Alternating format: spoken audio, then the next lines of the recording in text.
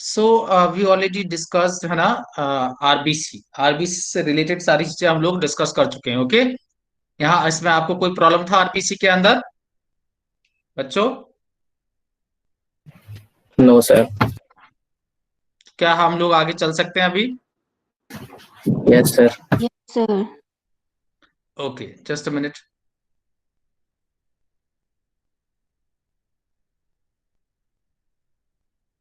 ये देखें,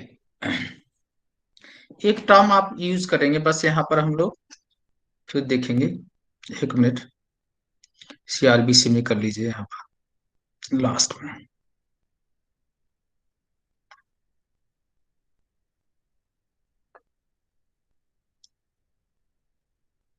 आइए,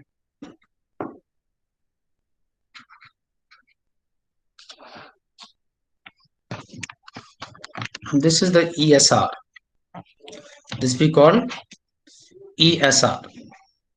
देखिए लिखें,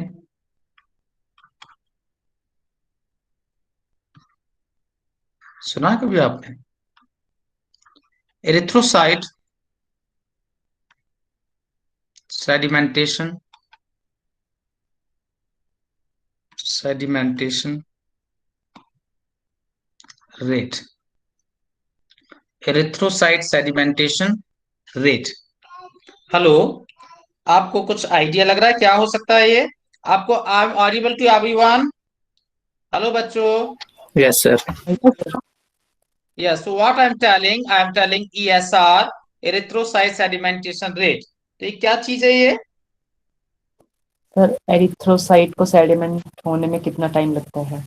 एग्जैक्टली है ना, लाइक सेडिमेंटेशन का मतलब यहाँ पर क्या है? यहाँ पे क्या है कि कि वो सेटल डाउन। आरबीसी जो है, उनको एक अगर हम किसी बोल में या ब्लड को रख दें, किसी है ना यूटेंसिल के अंदर अगर हम ब्लड को रख दें, तो कितनी देर में उसकी जो आरबीसी है वो क्या हो जाएंगी? सेटल डाउन हो जाएंगी। Settling of the RBC, bottom bottom में। नहीं समझे आप मेरी बात? हेलो, हेलो बेटा।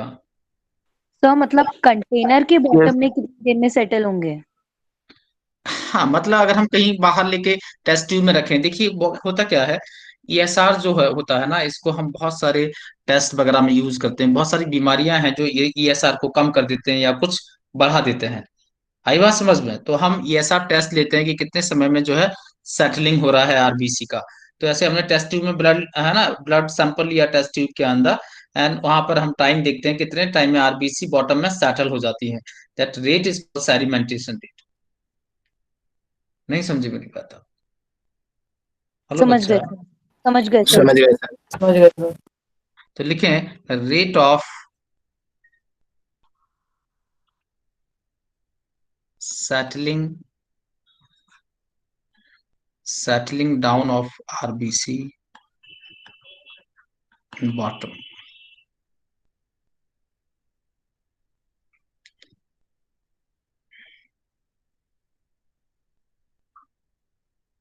bottom. It is useful in diagnosis of many diseases। तो जनरली इसे डिजीज के डायग्नोसिस में यूज करते हैं। ठीक है, तो rate of settling down of RBC bottom, है ना? क्लियर हुआ? Yes sir. Hello, yes sir. Okay. तो यहाँ पे हम आरबीसी करेंगे अभी कंप्लीट और चलेंगे आगे। चलें? Sir yes yes sir. Hmm. अच्छा, एक एनीमिया और बताना सर है आपने मुझे। डिस्काउंट। Hello, yes. क्या बोला बेटा? यस सर, वही पूछ रहा था मैं। हाँ, सर एक निमोनिया अभी आपने। और बताना है। हाँ जी, हाँ जी, हाँ जी, आइए। एक निमोनिया और देख लीजिए, फिर चलते हैं आगे। हम्म, हम उसका निमोनिया नहीं, एनीमिया, सॉरी, क्या पकड़ रहा हूँ मैं। सो एक और एनीमिया है, आइए देखें क्या नाम है उसका, दैट इज मैक्रोसाइटिक। आइए, तो this is macrocytic anaemia.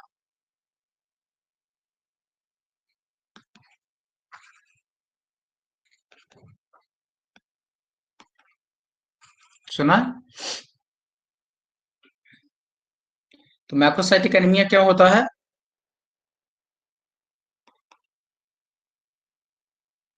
RBC का साइज बढ़ जाता है। Due to deficiency of vitamin B12, है ना? विटामिन B12 की कमी से भी होता है, एंड साथ में फॉलिक एसिड की कमी से भी होता है, and folic acid in this disease in this disease मतलब in this anemia, size of RBC क्या हो जाएगा? इंक्रीज। इंक्रीज हो जाएगा। जो साइज है आरबीसी का वो क्या हो जाएगा? बढ़ जाएगा। देखिए, आरबीसी का साइज बढ़ता क्यों है? बिकॉज लिसन केयरफुली, जो विटामिन B12 है, folic acid, and they are responsible for the cell division. तो ये जो है वो आरबीसी को बनाने में, प्रोलिफरेशन में हेल्प करते हैं, आरबीसी को बनने में हेल्प करते हैं। जब इनकी कमी होगी तो आरबीसी क्या हो जाएंगी? आरबीसी कम हो जाएंगी। तो वो आरबीसी, एक ही आरबीसी जो है वो, to contain the more haemoglobin, उसका साइज क्या हो जाएगा? बढ़ जाएगा। नहीं समझे? तो आरबीसी के जो नंबर है वो क्या हो जाएंगे? कम। बट आरबीसी की साइज क्या हो जाएगी? बढ़ जाएगी। Sir hello. सर हाँ बोलो। सर एक बार हाँ बोलो। सर ये जो आपने रीजन बताया वो एक बार फिर बता दो। हाँ, इट इज, सबसे पहले तो ये क्यों होती है? Due to the deficiency of vitamin B12 and folic acid. देखिए, विटामिन B12, फोलिक एसिड जरूरी होते हैं सेल डिवीजन के लिए। They help in the cell proliferation. Cell proliferation किस में हेल्प करेंगे? Cell proliferation, you know cell proliferation, no समझते हो आप? किसमें हेल्प करेंगे? सेल प्रोलिफरेशन में। तो आरबीसी की सिंथेसिस में दोनों विटामिन, जो विटामिन है, पता ना आपने, दोनों जो विटामिन है, folic acid and B12 is साइनोकोबालामाइन, आपने डाइजेस्टिव सिस्टम पढ़ा होगा। Folic acid and vitamin B12, you heard about this vitamins? Yes sir. Yes sir. Sir. Okay. और वहां पे आपने डिजीज भी पढ़ी होंगी, मेगलोब्लास्टिक एनीमिया, फॉलिक एसिड की कमी से, पढ़ा है? सर विटामिन B12 की कमी से पर्नीशियस एनीमिया पड़ा था। हाँ, पर्नीशियस पढ़ा है ना? वो पर्नीशियस यस एनीमिया में सर। क्या है? आरबीसी का साइज ही तो बड़ा होता है। यहाँ तो हम विटामिन को विटामिन की डिजीज तो नहीं बता रहे हैं हम, तो आरबीसी को देखकर बता रहे हैं, तो हम मैक्रोसाइटिक दोनों को ही बोल रहे हैं। तो विटामिन B12 की कमी से जो होता है, दैट इज पर्नीशियस एनीमिया, उसमें भी आरबीसी का साइज बढ़ता है, लेकिन साथ में क्या होगा? माइलिन शीथ भी नहीं सिंथेसाइज होती है, तो उसे हम पर्नीशियस एनीमिया कहने लगते हैं। जबकि विटामिन B12 से जो होगा, उसे हम क्या कहते हैं? मैगलोब्लास्टिक एनीमिया। बस क्योंकि मैं यहाँ एनीमिया बता रहा हूँ, इसलिए आपको मैगलोब्लास्टिक और पर्नीशियस ऐसे नहीं बता रहा। नहीं, आप समझे मेरी बात? अगर आप वैसे कहोगे तो मैं वैसे भी बताऊंगा, लेकिन वो जब बताएंगे जब हम विटामिन के बारे में बता रहे हैं, तो उससे क्या है? हम तो अभी सिर्फ आरबीसी के साइज, उसके बारे में एनीमिया बता रहे हैं, तो इसलिए हम कॉमनली यूज कर रहे हैं मैक्रोसाइटिक, जिसमें आरबीसी का साइज बढ़ जाता है। तो विटामिन B12 की कमी से जो, देखो, सुनो जरा, आप लोगों को समझ में आ रहा है? जो B12 की कमी से जो होता है, उससे जो एनीमिया होता है, उसे हम क्या बोलते हैं? Pernicious anaemia. सुना है आपने? और फोलिक एसिड की यस जो सर। कमी से होता है, फोलिक एसिड, उससे हम क्या कहेंगे? फोलिक एसिड की कमी से जो होता है, उससे हम क्या बोलते हैं? Megaloblastic anaemia. नहीं समझे? तो इन दोनों में ही डिजीज में क्या होता है? आरबीसी का साइज क्या होगा? इंक्रीज होगा। पर पर्नीशियस एनीमिया में एक खास बात और क्या होती है कि माइलिन शीथ भी, माइलिन शीथ क्या होती है?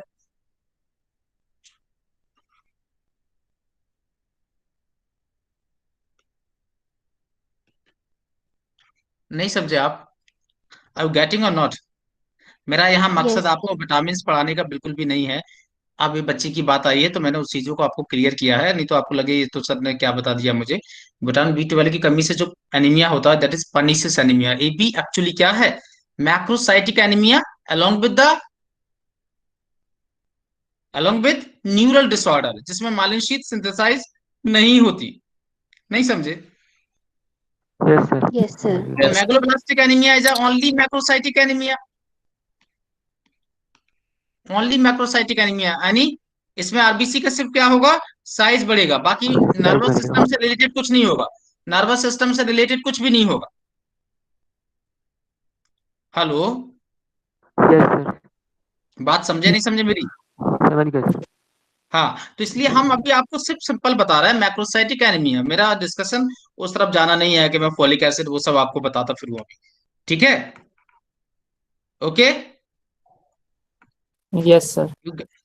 आइए, तो क्या देखा, अब जो मैं डिजीज बताना चाह रहा हूँ आप उसको पहले समझ लें, है ना, इतना तो आपने पढ़ा होगा।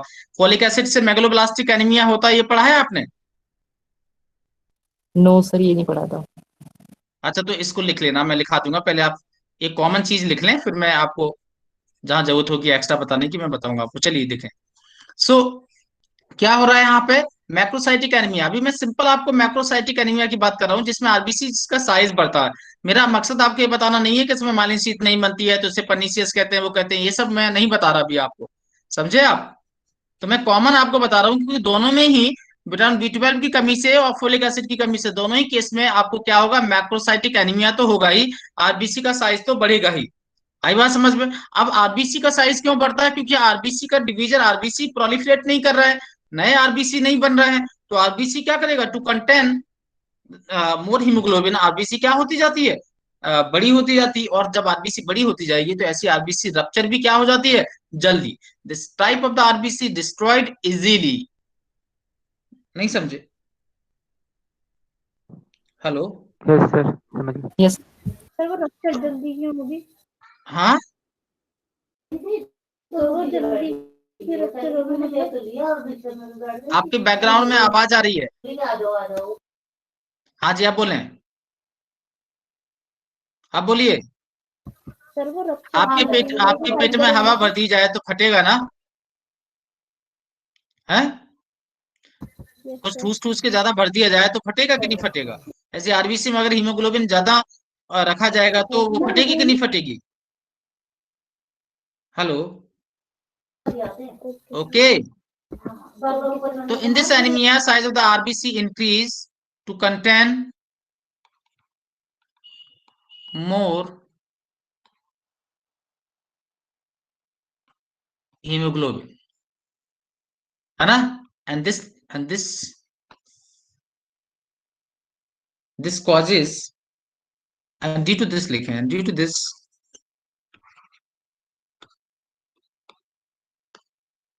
RBC destroyed easily. This RBC destroyed easily.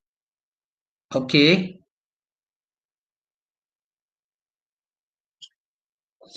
Okay बच्चों, समझे आप? Yes sir. Yes sir. Yes sir. हाँ, ओके सर। तो ये हुआ। अब देखिए आप, अगर आपको ये चीज पता नहीं है तो मैं आपको बता देता हूँ। देखें, पर्नीशियस एनीमिया जैसा कि आप समझ ही गए होंगे, pernicious anaemia.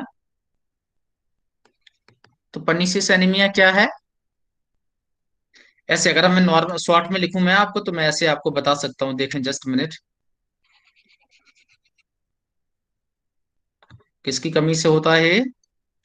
Vitamin vitamin B 12। B 12। क्या कहते हैं बी 12 को? साइनो कोबेलामाइन, है ना? साइनो कोबेलामाइन, है ना? हेलो, पता है ना आपको?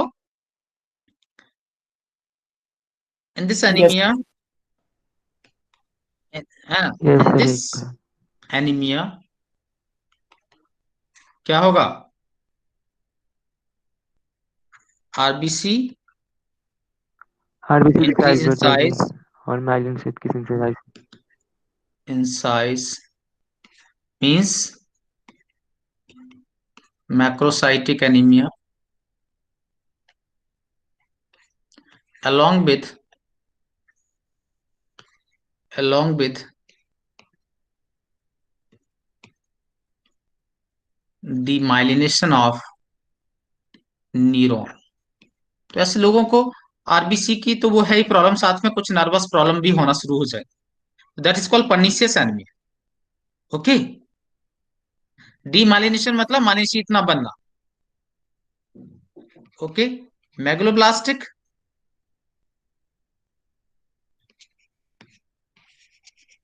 ये किससे होगा? फॉलिक एसिड डेफिशिएंसी ऑफ है ना।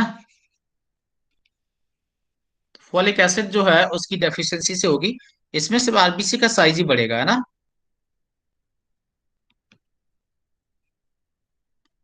क्लियर? कोई परेशानी है आपको? सर हाँ बच्चे। सर सेल प्रोलिफरेशन क्या होता है? सेल का ग्रो, सेल का बनना, नई नई सेल्स का जल्दी जल्दी बनना, नई सेल्स का बनना। Okay sir. नहीं समझे? सर क्या हम आगे चल सकते हैं बेटा? Yes sir. ओके आइए। अब और भी बीमारी है, लो हम बता ही देते हैं आपको। सिकल सेल एनीमिया सुना है आपने? Yes yes sir.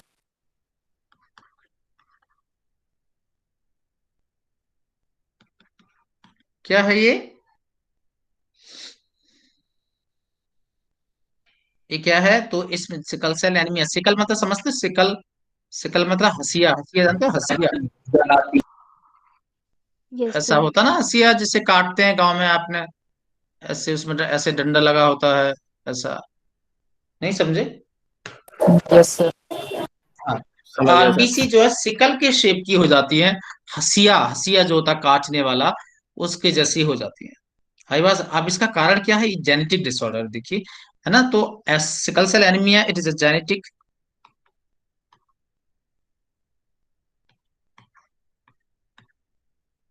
Genetic disorder. ये क्या है? जेनेटिक डिसऑर्डर है। उसमें होता क्या है कि ये बीटा चैन की सिक्स्थ पोजीशन पर, नहीं समझे? बीटा चैन मतलब, बीटा चैन मतलब, अरे ग्लोबिन का बीटा चैन नाम नहीं समझ रहे हो आप? Beta six, yes sir, sir समझ गए। Haemoglobin sixth position of beta chain, glutamic acid replaced with,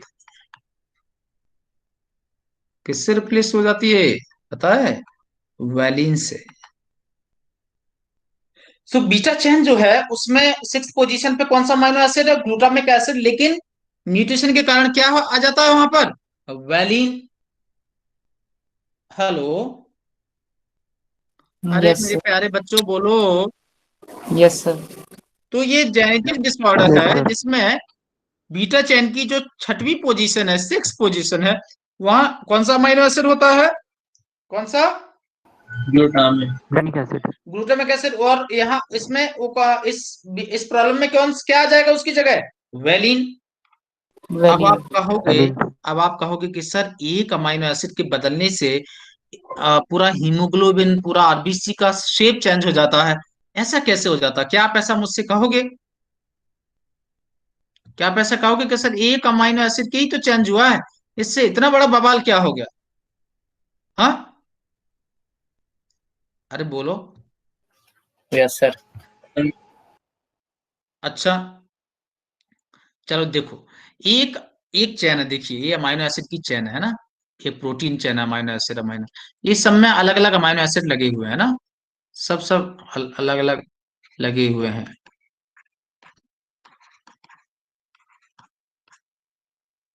तो अगर एक सिक्स पोजीशन पे कौन सा होता है? ग्लूटामिक एसिड, उसकी जगह क्या आ गया? Valine valine. तो हमें लगता तो ऐसा है कि भाई ये क्या, एक अमीनो एसिड इधर उधर हुआ, लेकिन पूरी चैन जो है चेंज हो जाती है, कि है ना। देखिए मैं एक एग्जांपल दूं आपको, ऐसे मैंने यहाँ पे लिखा हुआ है, देखना।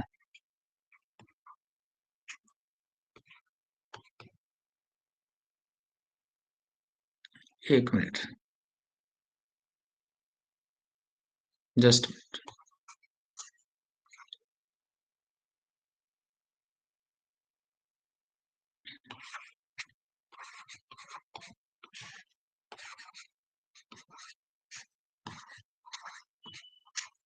क्या लिखा लिखा मैंने ये, रावण जल रहा है। ठीक है। अब देखिए,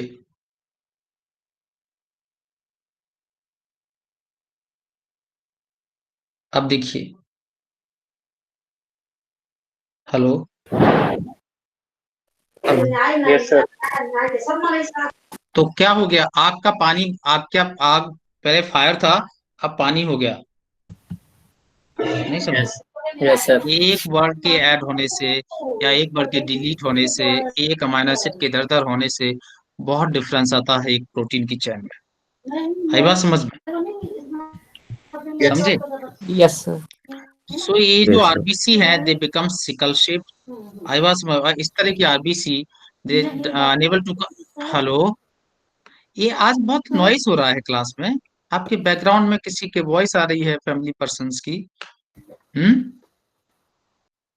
हेलो, मुझे मालूम है आज संडे है, लोग घर पे होंगे, I can understand, but you can avoid, है ना, आप अलग रूम में आ जाएं, अवॉइड करें।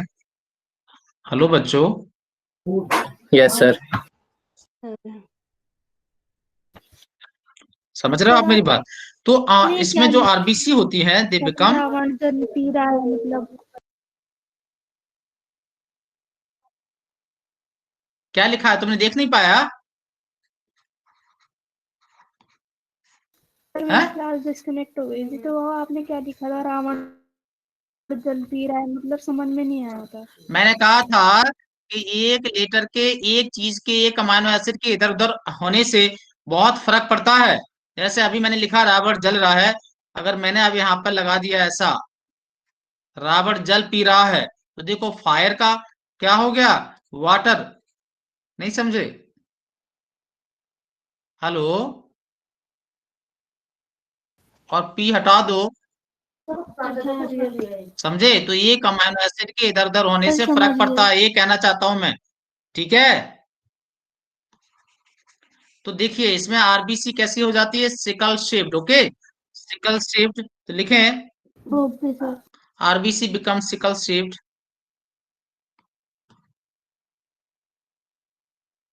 and this type of RBC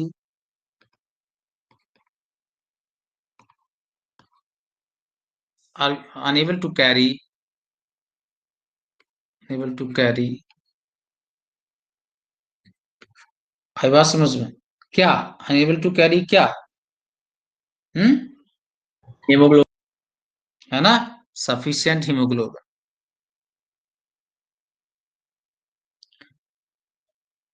carry, enable to carry sufficient haemoglobin,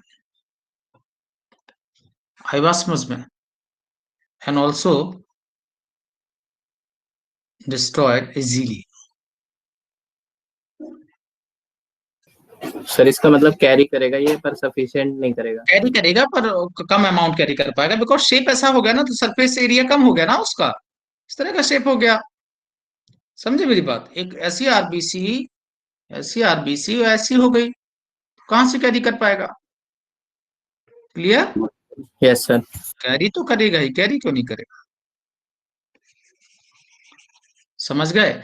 इसके बारे में देखो बहुत सारी इंफॉर्मेशन होती है, सिकल सेल एनीमिया के बारे में, कैसे अफ्रीका में सिकल सेल एनीमिया बहुत होता है, लेकिन उन सब की जरूरत नहीं है, वो फिर जेनेटिक एवोल्यूशन में आ जाए, है ना, डिस्कशन करते हैं तो फिर बहुत खिंच जाएगा वो, तो सबकी जरूरत नहीं है, बस इतना ही जितना ब्लड में जरूरत है, ठीक है,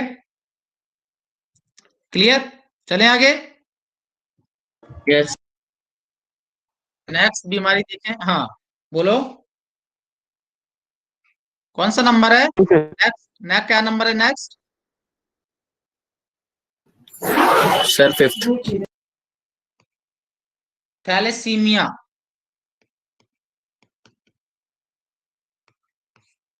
thalassaemia, you heard about thalassaemia, सुना है आपने, क्यों बेटा, नो सर। नहीं, नो सर। ठीक है, तो ये ऑटोसोमल रिसेसिव डिसऑर्डर है। इसका मतलब समझते हो? यस क्या समझते हो? सर, मतलब जो 22 पेयर ऑफ क्रोमोसोम होते हैं उनमें किसी क्रोमोसोम में उनमें से किसी में है ना, ऑटोसोम में होगी, और रिसेसिव है। रिसेसिव का मतलब दोनों दोनों से डिजीज आएगी, मम्मी से पापा से, तब बच्चे को होगी। नहीं समझे? Yes sir. है ना, तो तभी एक्सप्रेस होगी, नहीं तो एक्सप्रेस नहीं होगी। रिसेसिव का मतलब किसी एक पेरेंट से अगर जीन आएगा थैलेसीमिया का, तो डिजीज एक्सप्रेस नहीं होगी। दोनों पेरेंट से आना चाहिए तब जाके एक्सप्रेस होगी। रिसेसिव है। ओके। सर बहुत सर ये रेयर है मतलब ये। क्रोमोसोम नंबर 7 पे। हाँ हाँ, बिल्कुल बिल्कुल। क्या बोल रहा है, रेयर क्या? हेलो। सर ये यस सर, क्रोमोसोम मतलब काफी कम हाँ, क्रोमोसोम होती नंबर होगी। 7 7 पे ही होता है, 7 पे ही। हाँ के सर। हाँ, क्या बोल रहा है? रेयर तो जेनेटिक डिजीज है, तो रेयर ही होंगी, कोई फ्रिक्वेंटली थोड़ा ना आपको देखने को मिलेगी। ठीक है। सर मतलब दोनों पेरेंट्स को होनी चाहिए तभी होगी, मतलब हाँ, तो जेनेटिकली। रिसेसिव डिजीज जो होती है वो रेयरली एक्सप्रेस हो पाती है, क्योंकि दोनों, ऐसा कभी सिचुएशन आती नहीं कि दोनों पेरेंट्स में हो। अगर होगा तो होगा। इसीलिए तो कहते हैं कि शादियां कभी करीब करीब नहीं करनी चाहिए, क्योंकि करीब करीब अगर शादियां करते हो तो हार्मफुल जीन्स एक जगह इकट्ठे हो जाते हैं। ऐसे शादियां हमेशा दूर दूर करनी चाहिए। समझ रहे हो आप? सर जैसे लेकिन आप, चीज पेरेंट्स को नहीं होगी लेकिन चाइल्ड को हो जाएगी। क्या? सर ये डिसीज ऐसा हो सकता है कि पेरेंट्स को ना हो और चाइल्ड हाँ को हो। हाँ, दोनों पेरेंट्स हेटरोजाइगस कंडीशन में हो। दोनों हम्म, पेरेंट्स हेटरोजाइगस, जैसे एक का एच बी कैसा है, नॉर्मल है, और और है ना, एक एच, मतलब पेरेंट्स जो है, एक पेरेंट, ये थैलेसीमिया दिखा रहा हूं मैं ना, तो ये हेटरोजाइगस कंडीशन है, पेरेंट है, दो जीन उनके पास। समझ गए? Hello. Hello. Yes sir. H B, ये नॉर्मल एच बी, तो दोनों पेरेंट्स कैसे हैं, जीन कैरी कर रहे हैं, लेकिन दोनों ही डिजीज नहीं है। अगर इनका और इनका कॉम्बिनेशन आ गया बच्चे में, दोनों जीन का, तो बच्चा क्या हो जाएगा, थैलेसीमिक हो जाएगा। थैलेसेमिक। नहीं समझे? नहीं यस। समझे? तो मे बी समझ गए सर। पॉसिबल कि दोनों पेरेंट कैरियर हो, बट वो सफर नहीं कर रहे हो डिजीज से। पर बच्चे का कोई बच्चा कर सकता है, उसके पास दोनों जीन आ जाए तो। समझ गए आप? इस स्थिति यस में सर। होता क्या है? हाँ सर थैलेसीमिया में होता क्या है? हाँ, तो रुक तो जाओ, सर अभी हमने बताया है क्या। होगा तो यकीन ना, मतलब से हमेशा। क्या? क्या? आपकी वॉइस क्लियर नहीं थी बेटा। सर होगा तो ये हमेशा जेनेटिक ही ना, मतलब पेरेंट्स से ही आएगा, ऐसे तो नहीं हो सकता। बच्चे में जीन्स, अगर डिजीज क्रोमोसोम के थ्रू आएगी, तो बच्चों में हवा हवाई से तो आएगी नहीं, पेरेंट्स से ही तो आएगी। भाई जेनेटिक जीन बच्चे में किसके आएंगे, माँ बाप के आएंगे ना, और किसी की जीन तो नहीं आ सकते। जब जेनेटिक है तो माँ बाप से ही जीन आएगा ना उसका, और किसके थ्रू जीन आ सकता है? और आपको कोई तरीका पता हो तो बताइए, मुझे तो नहीं पता। माँ बाप के थ्रू आएगी। जब जीन्स माँ बाप के अंदर है तो माँ बाप से ही तो आएगी। बच्चे में तो जीन माँ बाप के ही आते हैं। हेलो। नहीं सर, बस यही पूछ रही थी कि जेनेटिक ही होगा ना, जेनेटिक के अलावा कुछ और तो नहीं हो जेनेटिक सकता। ही होगा, और क्या होगा? कोई ऐसा थोड़ी ना बोले कभी जेनेटिक हो जाए कभी नॉर्मल हो जाए। जेनेटिक है तो जेनेटिक ही होगा ना। जब मैंने बोला है ऑटोसोमल रिसेसिव डिसऑर्डर है, दैट मीन जेनेटिक डिसऑर्डर है ना। है। हेलो। हाँ हाँ जी जी। सर। तो ये दोनों तरह का होगा, देखें, दो तरह का होता है, माइनर थैलेसीमिया।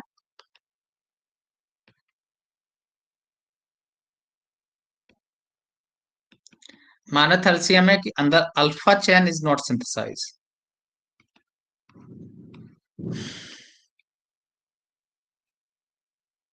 मतलब ये पूरा हार्मफुल हीमोग्लोबिन है।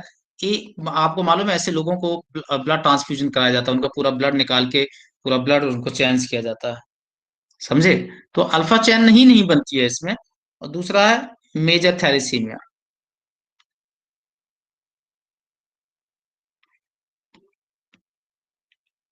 इसमें क्या क्या नहीं बनेगी? बीटा चैन।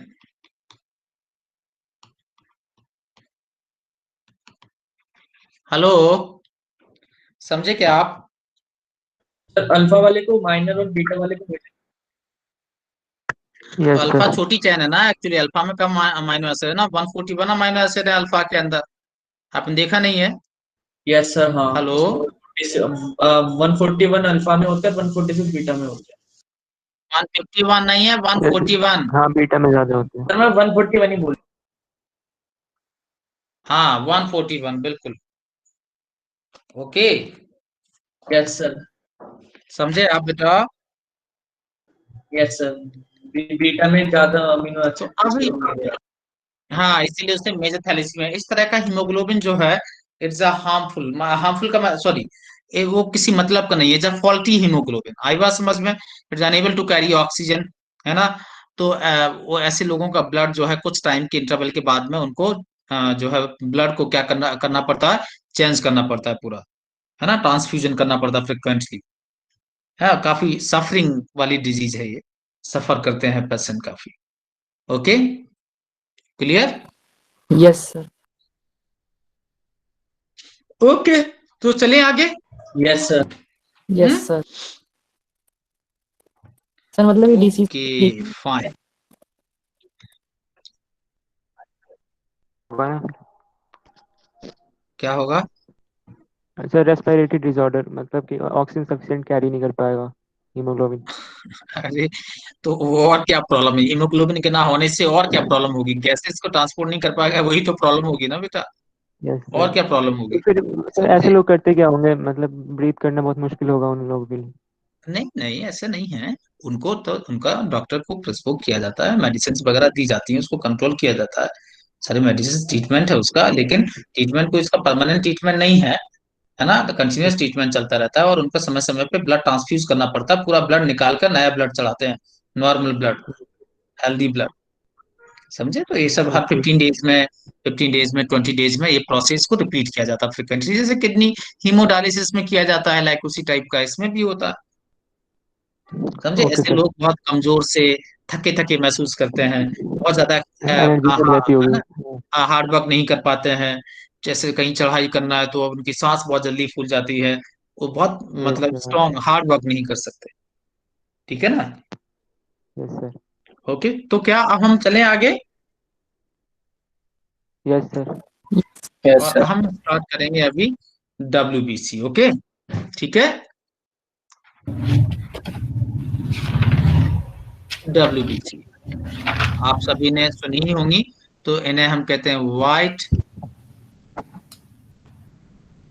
Blood corpuscles, also called leukocyte. White blood corpuscles also called leukocyte. Okay, yes sir. Sir और ये जो है, हाँ बेटा। सर एक क्वेश्चन पूछना था पहले वाले टॉपिक से। हाँ जी। सर जैसे कि जो मेजर थैलेसीमिया था उसमें बीटा चेन फॉर्म नहीं होती थी और एक एडल्ट हीमोग्लोबिन था जिसमें कि डेल्टा चेन होती थी, तो फिर उनमें तो बीटा चेन है ही नहीं, फिर उनमें कोई डिसीज नहीं होती है वाली। अरे हम नॉर्मल हीमोग्लोबिन जो है वो बीटा ही वाला है। जनरली एडल्ट्स में बीटा वाला है। ये वन कंडीशन जो है वही डोमिनेंट कंडीशन होती है, वो रेयरली मिलती है आपको डेल्टा वाले। सर लेकिन वो मतलब कुछ फिर कुछ, तो मिलेगी नहीं तो। हाँ तो उनमें उन तो दूसरे भी बीमारियां होंगी उनमें। सिकल सेल एनीमिया तो सभी में जो है हो सकता है ना। यस। जो आप बीटा चैन में डेल्टा चैन में अगर चेंज हो जाएगा तो उसमें हो सकता है 6 पोजीशन पे। ऐसा थोड़ा ना कि बीटा चैन में ही चेंज होगा। अब क्योंकि beta chain is a commonly occurring haemoglobin है, तो हम उसी का डिस्कशन करते हैं। तो डेल्टा चैन भी बीटा चैन ही जैसी है, कुछ अमाइनो एसिड का सीक्वेंस इधर उधर होगा, उसमें भी अमाइनो एसिड का सीक्वेंस चेंज होगा। नहीं समझे आप मेरी बात? यस हम सर बीटा सर। चैन को इसलिए बोलते हैं क्योंकि वो कॉमनली प्रेजेंट एग्जिस्ट करता है पॉपुलेशन में। वो जो सेकंड हीमोग्लोबिन हमने बताया इट इज रियरली एग्जिस्ट। जो नॉर्मल जो हीमोग्लोबिन है वो अल्फा और बीटा चैन वाला ही होता है। ठीक है, आपने इससे पहले कभी सुना डेल्टा चैन हीमोग्लोबिन में? No sir. बहुत रेयरली करेंगे, क्योंकि होता है तो इसलिए हमने बता दिया आपको। इसलिए तो हम ज्यादा बताते नहीं है, बच्चे को अननेसेसरी कंफ्यूजन होना शुरू हो जाते हैं। जितना ज्यादा नॉलेज हो जाता हो उतना ही ज्यादा कंफ्यूजन हो जाता है। चलें ओके। क्या? Yes sir. 6000 से लेके 8000 cubic millimetre, okay, that is the normal number होता है डब्ल्यूबीसी का। तो आप सोचिए डब्ल्यूबीसी और अगर हम आरबीसी का रेशो निकालें तो कितना होगा? समझ, 700 पर, सॉरी 700 का 1 आएगा, ऐसा आएगा, नहीं समझे? एक आरबीसी पर 700 आरबीसी पे एक क्या होगी? डब्ल्यूबीसी। Hello, yes sir. समझे मेरी बात? Yes sir. Yes yes sir. आइए जरा देखें, अगर डब्ल्यूबीसी का नंबर बढ़ जाए तो क्या कहेंगे इसे? अगर डब्ल्यूबीसी बढ़ जाए तो इसे हम क्या कहेंगे? ल्यूको साइटोसिस इंक्रीज हो जाए, है ना? नंबर अगर इंक्रीज हो जाए तो। अगर नंबर डिक्रीज हो जाए तो इसे बोलते हैं leucocytopenia. This is called leucocytopenia. समझे? और एक एक होता है, आपने सुना होगा, leukaemia.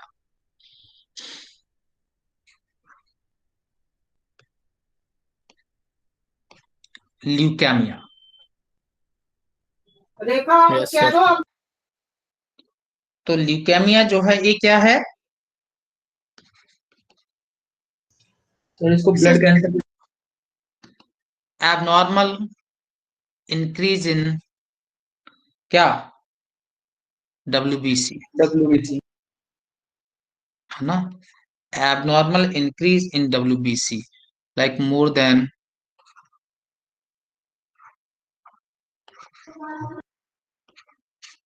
more than 1 lakh, and it is called blood cancer. So abnormal increase in WBC more than 1 lakh, it is called blood cancer. Clear? Yes sir. Sir हाँ यस बेटा। सर। सर इसके इंक्रीज को ही हमने blood cancer क्यों बोला? नहीं नहीं, वो ऐसा इंक्रीज नहीं है, वो बहुत abnormal इंक्रीज है वहां पर। जो है जो WBC है now, they are not the normal WBC, they become the cancerous cell, है ना? और वो टिश्यूज को, दूसरे टिश्यूज को डैमेज करना स्टार्ट कर देती है। समझे? मतलब सर ब्लड तो पूरी बॉडी में घूमता है, तो फिर पूरी बॉडी को कर देगा डैमेज वाला कैंसर। देखिए कैंसर ऐसा ऐसा नहीं है, डिपेंड्स ऑन कौन कौन सा ज्यादा टिश्यू ससेप्टेबल होते हैं। देखिए कोई तम्बाकू खाता है तो हर किसी को माउथ का कैंसर नहीं हो जाता, है ना? तो लाइक कैंसर वगैरह ये सब ऐसी डिजीज है, they are the very random. कौन से टिश्यू पे कहाँ कब कौन सा अटैक होता है, कब कौन सा डैमेज हो जाए, कुछ ऐसा नहीं कह सकते हैं कि वो डैमेज हो जाएगा, वो डैमेज हो जाएगा। समझी मेरी बात? तो ये सब सेल्स जो हैं वो भाई एक्सरे से ही आपने देखा होगा कैंसर होता है, लेकिन लोग तो एक्सरे कराते भी हैं तो क्या कैंसर हो जाता है? इट डिपेंड्स लाइक कि कब एक्सरे सही जगह पर टकरा जाए और म्यूटेशन करते हैं, इट्स डिपेंड ना, इट्स अ बाई चांस। समझे मेरी बात? आप ऐसा नहीं कह सकते कि जो तंबाकू खाएगा तो 100% इसको कैंसर हो ही जाएगा, या जो सिगरेट पिएगा इसको कैंसर हो ही जाएगा। आप ये भी नहीं कह सकते जो सिगरेट नहीं पिएगा उसको कैंसर 100% नहीं होगा। कह सकते हैं क्या? हेलो, नो सर, मतलब नो सर। है ना?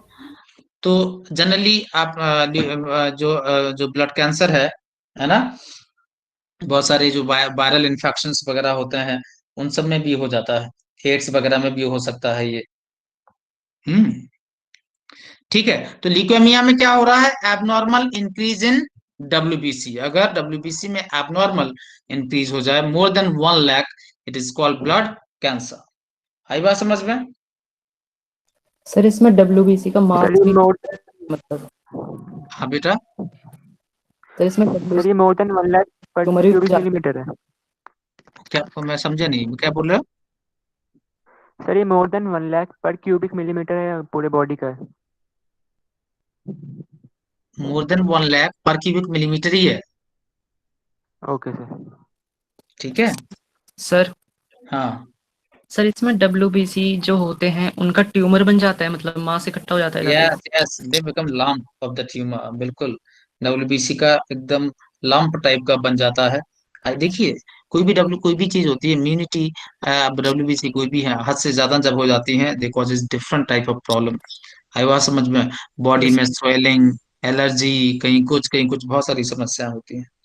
समझे? जैसे आपने देखा होगा, एलर्जी ही देखा है, एलर्जी भी क्या है, हाइपर सेंसिटिविटी है। लेकिन प्रॉब्लमेटिक है, कोई भी ज्यादा इम्यून रिस्पॉन्स भी हार्मफुल है। समझे मेरी बात? सर। तो डब्ल्यूबीसी को हमने दो पार्ट में डिवाइड किया। ओके,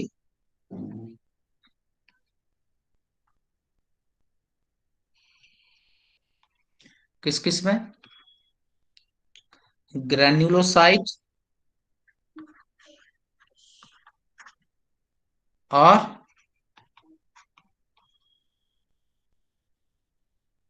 ए ग्रेन्युलोसाइट, ग्रेन्युलोसाइट और ए ग्रेन्युलोसाइट। ठीक है। तो डब्ल्यूबीसी को हमने डिवाइड किया ग्रेन्युलोसाइट और ए ग्रेन्युलोसाइट। तो ग्रेन्युलोसाइट की बात करें तो यहाँ पे साइटोप्लाज्मिक ग्रेन्यूल्स प्रेजेंट होते हैं। क्या होते हैं? देखिए, साइटोप्लाज्मिक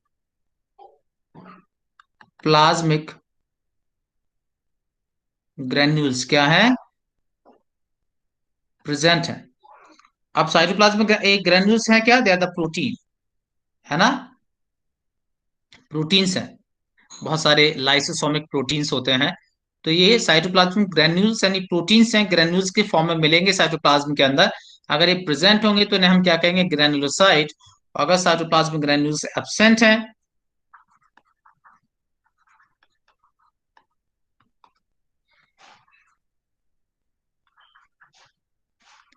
एब्सेंट है तो उसे हम क्या कहेंगे? Agranulocyte. Clear? Hello, yes sir. Yes yes sir. समझ गए आप? तो agranulocyte and agranulocyte, granulocyte में क्या मिलेगा आपको? साइटोप्लाज्मिक ग्रेन्यूल्स क्या होंगे? प्रेजेंट होंगे। समझे? Yes sir. Yes sir. हाँ। और एक ग्रेनुलोसाइट में क्या होंगे? एब्सेंट होंगे। चलें क्या हम लोग, हम बात करेंगे आपसे पहले ग्रेन्युलोसाइट्स की। किसकी बात करेंगे? ग्रेन्युलोसाइट्स की। ओके, चलें। यस। Yes sir. आइए, यस सर। और आइए तो हम नेक्स्ट पेज पे चलते हैं और लिखते हैं ग्रेनुलोसाइट।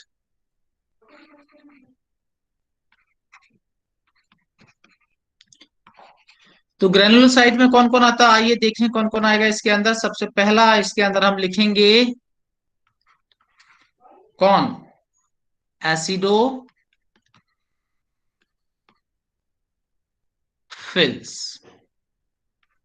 क्या कहेंगे हम? Acidophils.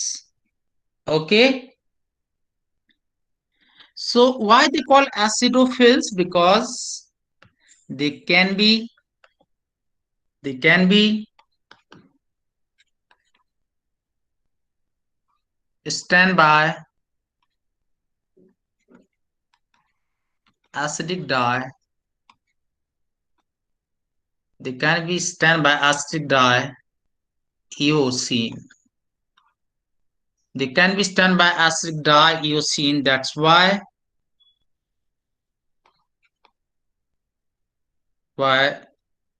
they call acidophils and or eosinophils। Acidophils और क्या कहते हैं इसे? इओसिनोफिल्स। हेलो, यस समझे आप? Yes sir. यस। सबसे बड़ी बात है आपको इन डब्ल्यूबीसी का, ग्रेनुलोसाइट का, इनका आपको न्यूक्लियस पे क्वेश्चंस आते हैं इसके, है ना? इसके न्यूक्लियस को आपको याद रखना है। तो इसका जो न्यूक्लियस है,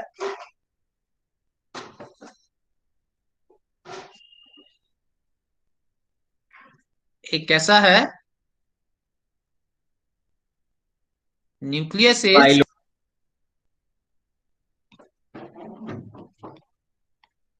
बाइलोब, इनका जो न्यूक्लियस है दैट इज बाइलोब। आई बात समझ में? हुआ बेटा? सर बाइलोब कैसे? डायग्राम में दिख नहीं रहा तुम्हें कैसा है? सर मतलब उसमें तो एक ही लोब दिख रहा है ना, वो कहीं से। क्या? सर एक ही लोब है ना, मतलब पूरा स्ट्रक्चर बीच में कहीं पे अलग थोड़ी है वो जो। ये जो है ना, ये यहाँ पर प्रोटोप्लाज्मिक स्ट्रैंड्स हैं। ये प्रोटोप्लाज्मिक स्ट्रैंड्स हैं, बहुत पतला।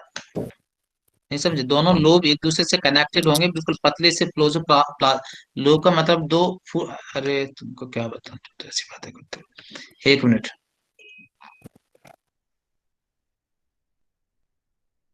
ऐसे ये लोब है ना, बीच में ये बिल्कुल पतले स्टैंड होगा, स्टैंड से जुड़ा होगा, बहुत पतला होगा वो। तो ये दो निकले हुए हैं ऐसे, तो बाइलोब कहा। हेलो। Okay sir. ओके हम्म। सर। चले आगे। ये टोटल डब्ल्यूबीसी का कितना परसेंट फॉर्म करते हैं? ये भी आएगा एग्जाम में आपको, है ना, क्योंकि एनसीईआरटी में दिया हुआ है। कितना है ये? 2 to 3%। टोटल डब्ल्यूबीसी का कितना है ये? 2 to 3% of total WBC. Total WBC का 2 से 3% है। लिखा क्या? Yes sir. Yes sir. Yes sir. Okay, आइए जरा। दे प्रोटेक्ट बॉडी अगेंस्ट क्या? एलर्जी।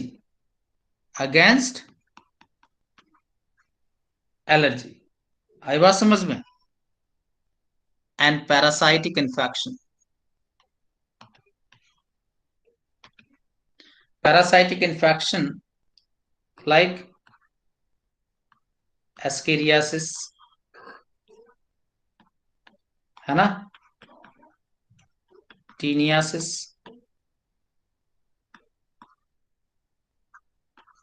हे फीवर, इस तरह के। They protect body against allergy and parasitic infection. So हम कह सकते हैं कि ड्यूरिंग एलर्जी इनके नंबर क्या मिलेंगे आपको? बढ़े हुए। ड्यूरिंग एलर्जी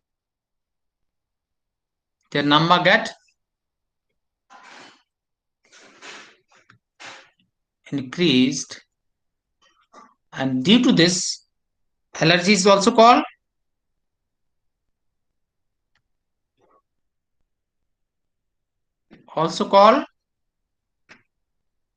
क्या कहते हैं? यूसिनोफिलिया। हेलो। Yes sir. तो एलर्जी के समय इनके नंबर क्या है? एलर्जी है ना, एलर्जी से प्रोटेक्ट करते हैं, तो एलर्जी के समय इनके नंबर क्या होंगे? बढ़ेंगे। तो जब एलर्जी होगी तो आपकी बॉडी में, अगर हम उस समय डब्ल्यूबीसी का वो कराएं, है ना, टेस्ट कराएं, तो हम देखेंगे कि उनमें डब्ल्यूबीसी में ईओसिनोफिल्स का जो है नंबर बढ़ा हुआ मिलेगा। आपने देखा होगा बहुत सारी, जब आपको कोई इन्फेक्शन होता है तो डॉक्टर डब्ल्यूबीसी टेस्ट कराता है, उसमें देखता है कौन से डब्ल्यूबीसी बढ़ गए हैं। देखा है आपने? कभी सुना है इस तरह का टेस्ट? सुना है? ऐसा वो ब्लड टेस्ट होता हाँ, ब्लड टेस्ट कराते हैं, लेकिन ब्लड में डब्ल्यूबीसी काउंट कराते हैं, डब्ल्यूबीसी काउंट टेस्ट कराते हैं, डब्ल्यूबीसी का। भाई ब्लड टेस्ट तो बहुत सारी चीजों का होता है ना। ब्लड टेस्ट में आप क्या कराना चाहते हो? ब्लड यूरिया निकलवाना चाहते हो, ब्लड ग्लूकोज निकलवाना चाहते हो, ब्लड डब्ल्यूबीसी के बारे में पता लगाना चाहते हैं, प्लेटलेट्स के बारे में पता लगाना चाहते हैं, आरबीसी के बारे में। तो ब्लड तो इज अ कॉमन ना। आपको ब्लड में चाहिए क्या, वो है। तो वो ब्लड टेस्ट जिसमें लोग डब्ल्यूबीसी के बारे में इंफॉर्मेशन चाहते हैं, है ना। जब किसी को इन्फेक्शन होता है, आपने देखा होगा, बोलते हैं कि डब्ल्यूबीसी काउंट का एक बार ऐसे इसका जो है बताइए, टेस्ट कराइए। तो उससे पता चल जाता है कि कौन सी डब्ल्यूबीसी बढ़ेंगी तो क्या इन्फेक्शन के चांसेस हैं, कौन हो सकता है। समझे आप मेरी बात? हेलो। है। यस। Yes sir. क्लियर हुआ? सर जो पैरासिटिक इन्फेक्शन है इन सब के अगेंस्ट हमें प्रोटेक्ट कर रहा है, वो एसिडोफाइल्स है क्या, अगर अलग से है? नहीं, देखिए, कोई एक ही चीज प्रोटेक्ट नहीं करती, दे आर ऑल्सो प्रोटेक्टिंग। और पैरासाइटिक इन्फेक्शन का मतलब आप बैक्टीरिया वायरस नहीं आप वो करें। पैरासाइटिक इन्फेक्शन का मतलब यहाँ पे हम बात कर रहे हैं एनिमल्स में जो पैरासाइट्स होते हैं, जैसे एस्केरिस्टीनियासिस, उनकी बात कर रहा हूँ। बैक्टीरिया और वो सब नहीं आएंगे। हेलो। मतलब जो आपने लिखवाया है वो एसिडोफाइल्स के बारे में लिखवाया है ना नीचे? हाँ हाँ, सब एसिडोफिल्स के बारे में लिखा है, और किसके बारे में लिखा है? तो मेरे को लगा कि टॉपिक खत्म हो गया फिर। अरे मेरे लाल, ऐसे तुमको कैसे लग जाता बेटा, हैं?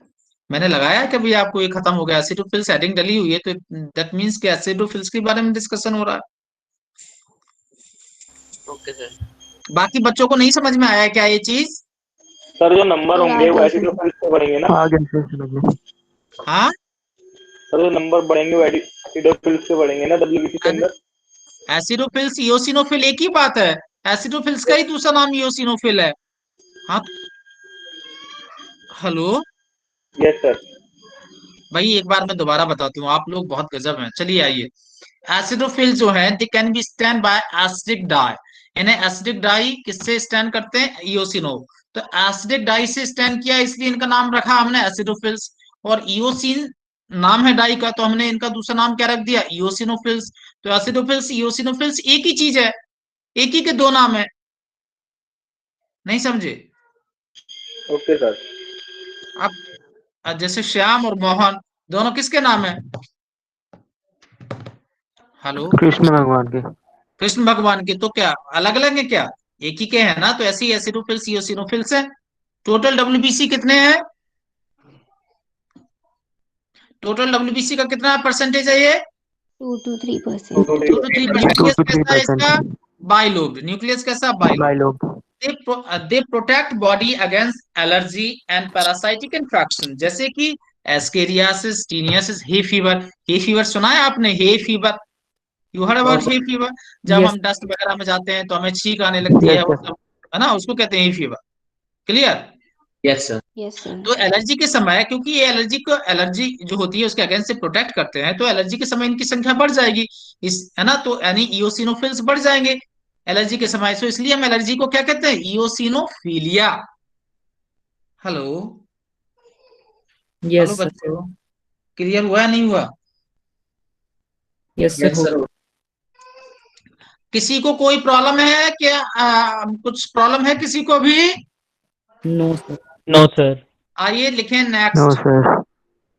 Second, basophils.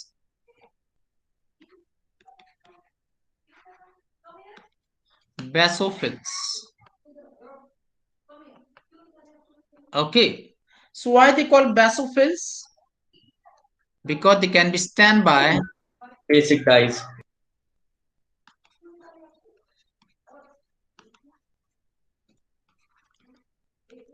basic dye। आई बात समझ में? Yes. They can be stand by basic dye methylene blue। इनका जो न्यूक्लियस है, न्यूक्लियस मैंने आपसे कहा है, इनका आप याद रखेंगे। इनका न्यूक्लियस कैसा है देखें। हो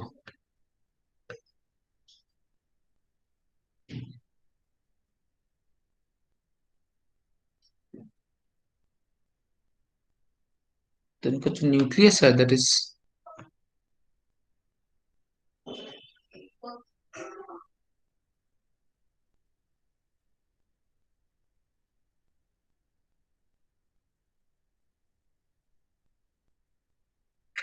है ना, ऐसा एस के शेप न्यूक्लियस है। न्यूक्लियस इज सिग्मोइड और एस शेप।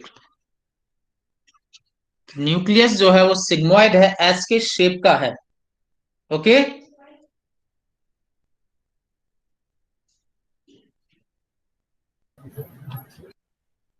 यस। यस और ये टोटल डब्ल्यूबीसी जो मैं बता रहा हूं, ये एनसीईआरटी में लिखा हुआ है ना, तो ये याद रखें आप।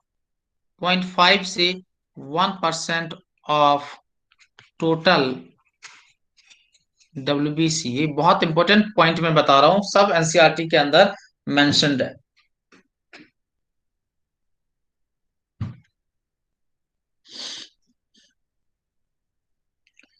Okay. Yes sir.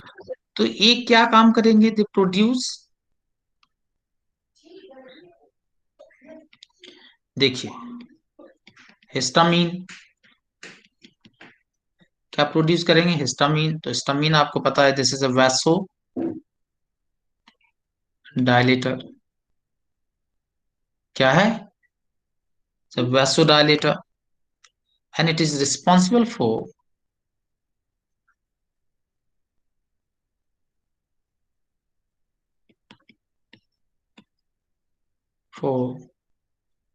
Allergic response. कौन? हिस्टामीन। आपने अगर कभी सुना होगा, जब किसी को एलर्जी होती है तो उस समय किसका नंबर क्या क्या क्या कौन सी मेडिसिन दी जाती हैं? सुना होगा आपने, एंटी हिस्टामाइन ड्रग्स दिए जाते हैं। Anti histamine. Hello, hello yes बच्चों, सर। सुना है? No anti sir. Histamine drugs दिए जाते हैं, anti histamine to to protect from allergy, है ना? एलर्जी से प्रोटेक्ट करने के लिए, एलर्जी को क्योर करने के लिए लोगों को एंटी हिस्टामिन ड्रग्स दिए जाते हैं, बिकॉज हिस्टामिन जो है it causes allergy, it is vaso dilator, it is vaso dilator. Hello, sir हाँ जी, ये हाँ जी। सर वो एसिडोफिल्स भी तो एलर्जी कर रहे नहीं? अरे लाल मेरे, एसिडोफिल्स एलर्जी से प्रोटेक्ट कर रहे थे। हाँ हाँ अरे प्रोटेक्ट करने मेरी वाला। आत्मा। हाँ सर हाँ ठीक है। हम्म, सर वैसे हाँ सर हाँ, बोलो। सर वैसे डायलिसिस क्या अच्छा, होता है? वैसोडाइलेटर क्या होता है? अच्छा, वैसोडाइलेटर क्या होता है? अच्छा, वैसोडाइलेटर, वैसो मतलब बताओ क्या होता है? What the meaning of vaso? Vaso means क्या होता है? Blood vessel. डायलेटर मीन्स फैलाने वाला, एक्सपेंड करने वाला, फैलाना। नहीं समझे? डायलेट करना, नहीं समझे? फिर समझ तो ये गए। ब्लड वेसल्स को फैला देता है। एक एग्जांपल बताऊं मैं आपको, आपको कभी चींटी ने काटा है? Yes yes sir. सर। चींटी ने, लाल वाली चींटी ने, बहुत उसका वो होता है, लाल वाली चींटी, रेड एंट रहता है ना, रेड एंट। यस सर, काटा है। तो उसने जब काटा होगा तो यस वहां सर। पर जहाँ काटा होगा वहां क्या हुआ होगा आपको? क्या हुआ था?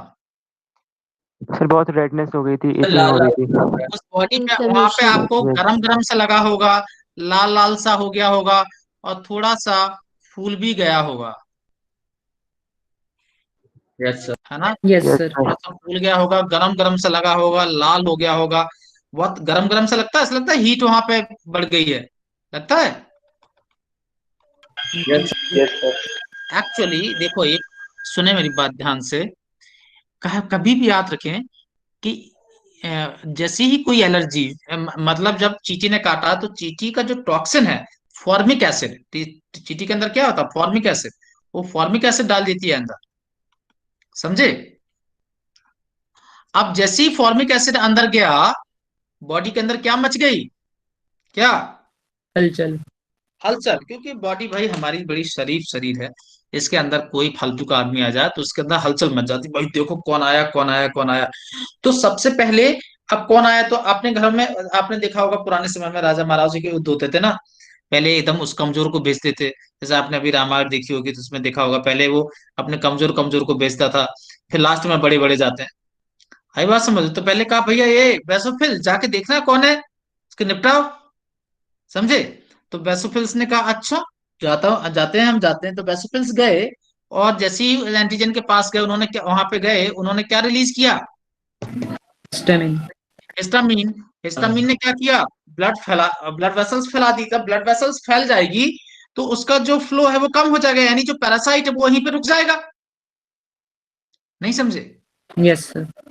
पैरासाइट वहीं पे रुक जाएगा इसी जगह पे, क्योंकि ये एक तालाब बना दिया, एक तरह से एक तालाब बना दिया, तालाब में रुक जाएगा वो, तो ब्लड का फ्लो स्लो हो जाएगा। और साथ में गर्मी बढ़ा देगा, हीट बढ़ा देगा, कि भाई अगर कमजोर होगा तो इतने पे ही मर जाएगा, और अगर नहीं मरेगा तो आगे और सारे स्टेप्स हैं, देखेंगे। अब हमारे पास बहुत सारे हथियार हैं। नहीं समझे? तो एक्चुअली एलर्जी क्या है, it is a protective mechanism. समझे, ये क्या है, एक प्रोटेक्टिव मैकेनिज्म है उस टॉक्सिन से निपटने के लिए। लेकिन अगर ये ज्यादा हो जाए तो अच्छी बात नहीं है। आपने देखा होगा, अगर आपको याद हो, कुछ लोगों को मॉस्किटोज बाइट करता, कुछ लोगों को एलर्जी होती है मॉस्किटो से, उनको पूरा फुंसी टाइप की वहां पे पड़ जाती है, कुछ लोगों को पता भी नहीं चलता। सुना, देखा है आपने कभी? कुछ लोग मॉस्किटो, किसी को मॉस्किटो बाइट करता है ना, उनका पूरा रैसेज हो जाते हैं वहां पे। यानी उनकी बॉडी उस टॉक्सिन के लिए बहुत ज्यादा रिएक्ट कर रही है, जो भी उसने मॉस्किटो ने डाला है अंदर, उसके लिए अननेसेसरी बहुत ज्यादा रिएक्ट कर रही है। कुछ लोगों को कुछ नहीं होता।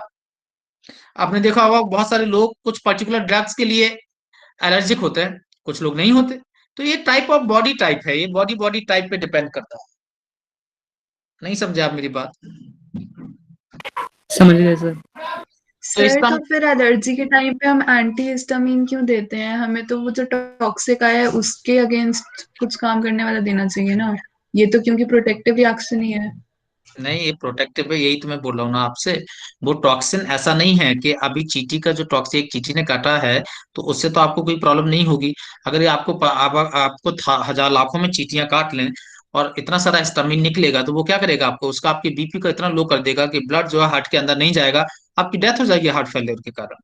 तो आपको वो सिम्टम्स भी तो बचाना है ना। पैरासाइट तो हम मार ही देंगे, लेकिन पैरासाइट तो हम मार ही देंगे ना, लेकिन पैरासाइट अंदर जाएगा तो ये तो निकलेगा ही निकलेगा।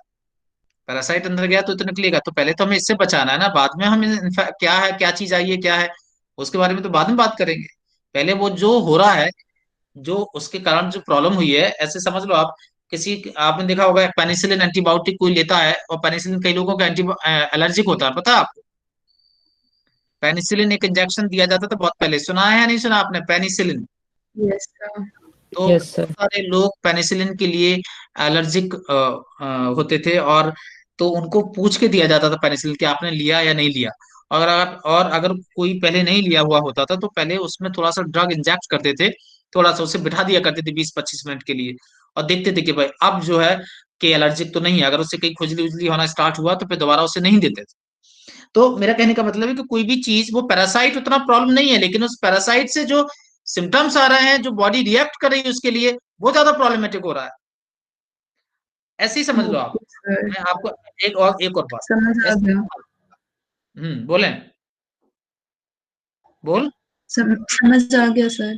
हाँ, देखिए, एलर्जी में क्या है, मैं आपको और सिंपल शब्दों में बताऊं, सिंपल वर्ड्स में एलर्जी क्या है। एलर्जी का मतलब आपके आपके घर में चोर आए और कुत्ता भौंके, समझ में आता? समझ गए? हेलो? Yes sir. चोर आए कुत्ता भौंके समझ में आता है, लेकिन मेहमान आए कुत्ता भौंके, तो ये एलर्जी है। नहीं समझे मेरी बात? मेरा मतलब उस आदमी यस से सर, आ गया हमें उतना समझ। नुकसान नहीं है, लेकिन कुत्ता उसके लिए बहुत ज्यादा रिएक्ट कर रहा है, हद से ज्यादा भौंक रहा है, तो वो एलर्जी है। समझे? Yes yes sir. Sir. Yes sir.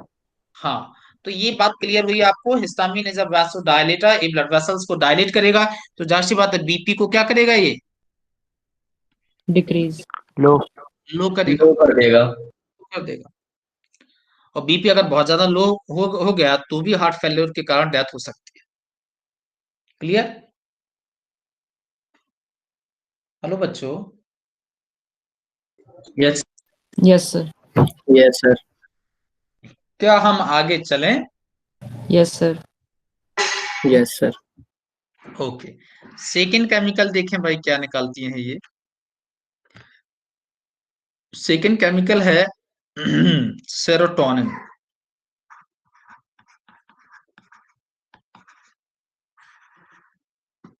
Serotonin is also called 5-HT, और क्या कहते हैं इसे, 5-HT। क्यों? It is a 5 hydroxy tryptamine. नहीं समझे? आपको समझ में नहीं आया होगा क्या लिख दिया मैंने? हेलो? Yes sir.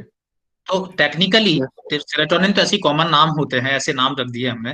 केमिकली वो क्या है, 5 हाइड्रोक्सी ट्रिप्टामीन। एक्चुअली ये ट्रिप्टोफैन अमाइनो एसिड से बना होता है ना, ट्रिप्टोफैन अमाइनो एसिड से। Hello. Yes sir. Chemically it is 5 hydroxy tryptamine, और ये क्या है, it is a vasoconstrictor. Constrictor. It is vasoconstrictor. It is vasoconstrictor. Clear? Yes sir. एक वैसो कंस्ट्रिक्टर है, और ब्लड वेसल्स को क्या करेगा, सिकोड़ देगा, है ना। बट ब्लड वेसल्स को क्या करेगा, कंस्ट्रिक्ट करेगा। क्या करेगा ये, कंस्ट्रिक्ट। अब बीपी को क्या करेगा, बढ़ाएगा। समझ गए क्या? हम्म। Yes sir. ओके, क्या हम आगे चलें? Yes sir. Sir yes sir. Yes sir. हाँ। सर जैसे कि जो आपने अभी वो हिस्टामाइन था सर, वो जैसे हाँ, कि बीपी को डिक्रीज करता था, तो फिर तभी हम जो एंटी हिस्टामाइन ड्रग्स होते हैं वो रिलीज करते हैं, हाँ ताकि बेटा। बीपी लो ना हो। हाँ, बिल्कुल। सर तो फिर जो ये सर ये सेरोटोनिन का सर ये केस है, इसमें कौन सा रिलीज करेंगे दूसरा ड्रग? नहीं, सेरोटोनिन, देखिए पहली बात तो ये सेरोटोनिन और जो हिस्टामिन है ना, दोनों दोनों बैलेंस करके चलते हैं। एक्चुअली सेरोटोनिन थोड़ा बैलेंस करने के लिए है, क्योंकि बॉडी थोड़ा बहुत खुद भी बैलेंस कर ले। समझे मेरी बात? तो ये सेरोटोनिन एक्चुअली बैलेंस के लिए है, और सेरोटोनिन यहीं से नहीं निकलता, सेरोटोनिन ब्रेन में भी निकलेगा, बहुत सारी जगह निकलता है सेरोटोनिन। तो ये दोनों बैलेंस करने के लिए है, बीपी को, जो बीपी है उसको बैलेंस करने के लिए है। इससे कोई एलर्जी एलर्जी ऐसे नहीं होगी, ये बीपी को बैलेंस करने के लिए। अब एलर्जी जब होगी। सर ये हेलो। हाइड्रोक्सामाइन क्या है? इसका सर ये केमिकल नाम है, केमिकली ये, हाइड्रोक्सीट्रिप्टामाइन क्या है? अरे केमिकल नाम है उसका सेरोटोनिन का। हेलो। Okay sir. है ना। Okay sir. हाँ। हेलो। Okay sir. तो नेक्स्ट है हिपेरिन। सुना होगा आपने हिपेरिन। Yes sir. ये क्या है, it is yes sir. Natural. Anticoagulant. Yes. Anticoagulant.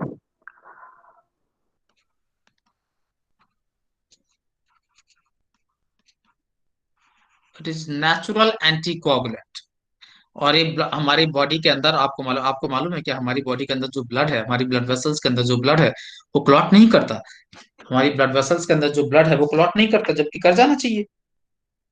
Blood को क्लॉट कर जाना चाहिए।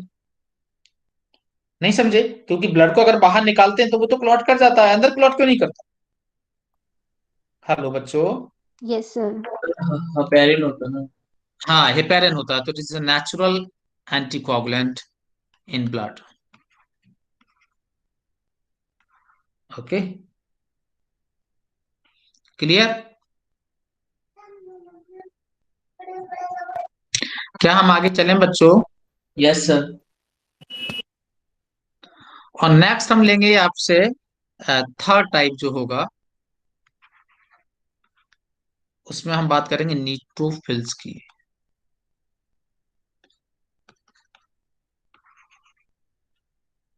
है ना, किसकी बात कर रहे हैं हम लोग, न्यूट्रोफिल्स की। तो न्यूट्रोफिल्स को न्यूट्रोफिल्स क्यों कहते हैं?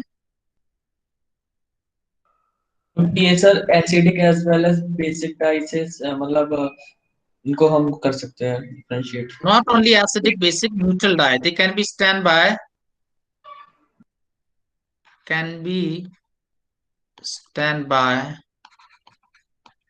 acidic, basic diet, basic as well as, sorry, पहले आप इतना लिखें,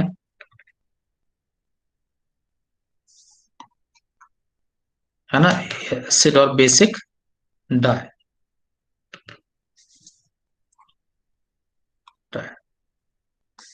can be also stand by neutral diet, like neutral red, है ना, न्यूट्रल रेड एक डाई है, इससे भी इन्हें स्टैंड किया जा सकता है। क्लियर?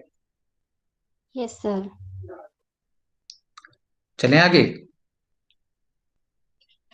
हम्म। Yes sir. Yes sir. आइए, तो इनका जो न्यूक्लियस है वो कैसा है? हम्म। सुना है आपको? इनको हम न्यूक्लियस, देखिए इनको हम क्या कहते हैं?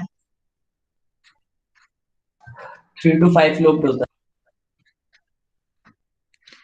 PMNL, पॉली मॉर्फो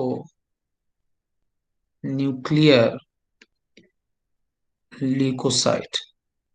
क्या कहते हैं? PMNL, पॉलीमॉर्फो न्यूक्लियर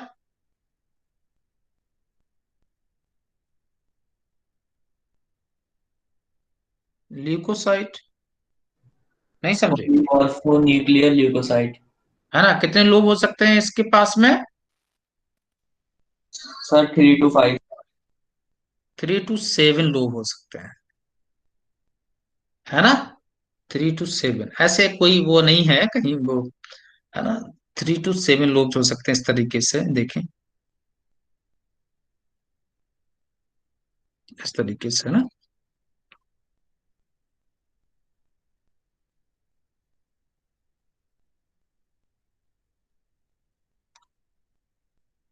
ओके, तो 3 to 7 लोब्स आपके यहाँ पर हो सकते हैं।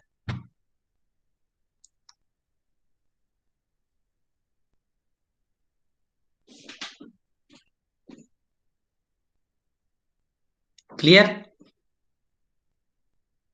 सर ये PMNL न्यूट्रोफिल्स को ही कहा है ना? हाँ, पॉलीमॉर्फो न्यूक्लियर ल्यूकोसाइट, क्योंकि इनका न्यूक्लियस बहुत अलग है ना, कहीं कितने लोग हो सकते हैं, कुछ लोग मतलब बहुत वेरिएबल है। समझे आप? Yes sir. अच्छा, बेसोफिल्स में ये लिख लेना, बेसोफिल्स के अंदर स्मॉलेस्ट है, बेसोफिल्स में लिख लेना स्मॉलेस्ट WBC है ना? चलें क्या हम आगे बेटा? Yes sir. ओके, अब देखिए जरा, ये जो न्यूट्रोफिल्स जो होते हैं, ये कितना परसेंटेज है? 60 से 65% ऑफ टोटल WBC। तो टोटल WBC का 60 से 65%। क्लियर? या फैगोसाइटिक नेचर,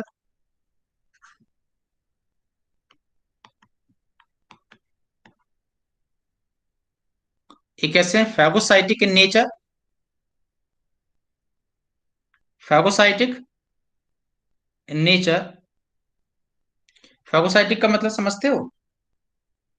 एनगल्फ करना। इनगल्फ, दे इनगल्फ फॉरेन पार्टिकल, ये फॉरेन पार्टिकल को क्या कर लेते हैं? इनगल्फ कर लेते हैं, यानी खा जाते हैं। आई बात समझ में? इनगल्फ, थोड़ा मैं बताऊं कि आपको कैसे इनगल्फ करते हैं ये? हम्म।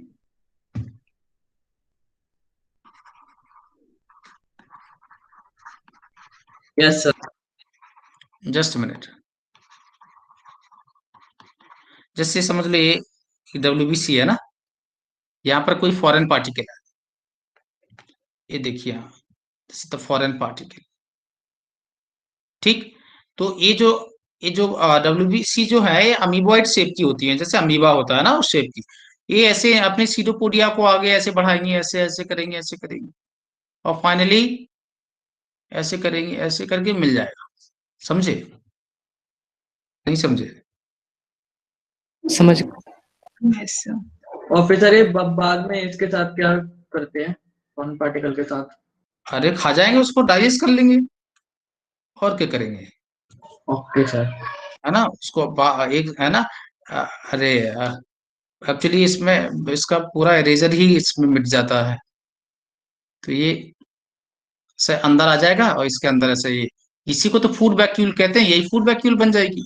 Yes sir. समझे? डाइजेस्ट लाइसोसोमिक एंजाइम इसको डाइजेस्ट कर देंगे।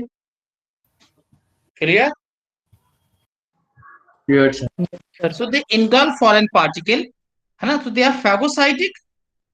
देखो फैगोसाइटिक है ये, लेकिन ये साइज में छोटी है, एक और दो होते हैं फैगोसाइटिक, और भी होंगे एक डब्ल्यूबीसी फैगोसाइटिक होंगे, लेकिन वो साइज में कैसे होंगे, बड़े होंगे, लेकिन ये साइज में कैसे हैं, छोटे हैं। तो देखो phagocytic,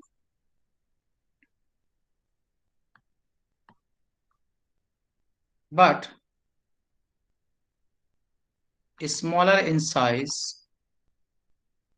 called micropolis of body, called micropolis of body। समझे?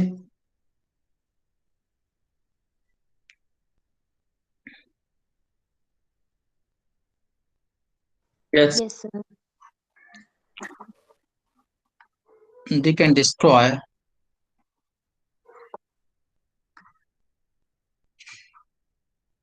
bacteria and viruses by phagocytosis, by phagocytosis। Okay,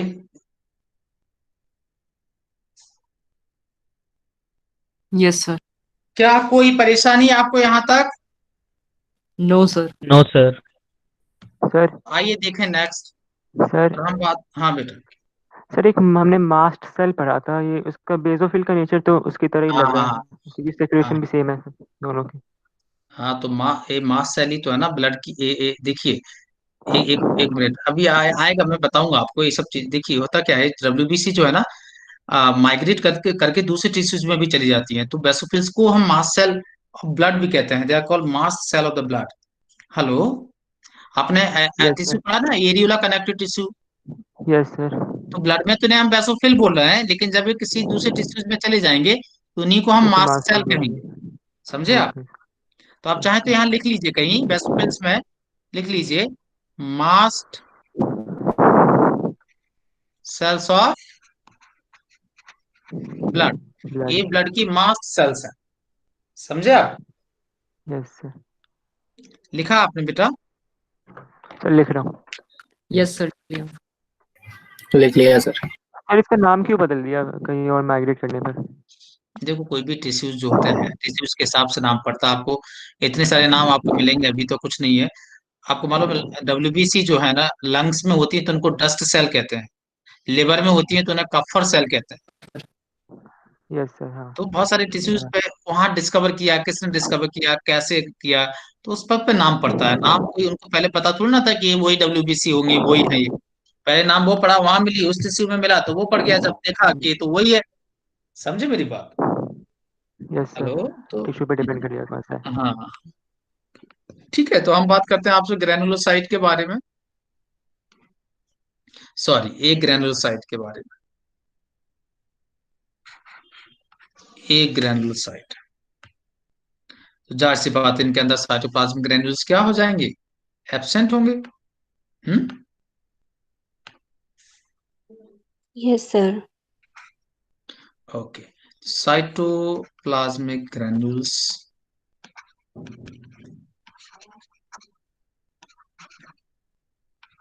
absent है। ओके, इसमें हम लिखेंगे सबसे पहले मोनोसाइट। मोनोसाइट सबसे इंपॉर्टेंट, सबसे ज्यादा अगर क्वेश्चन में क्वेश्चन आएगा तो मोनोसाइट के ऊपर आएगा। ठीक है, ठीक।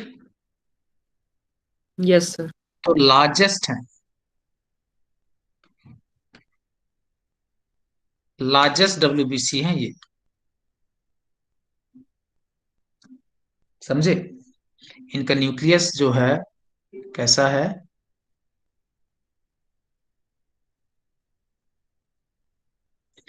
न्यूक्लियस इज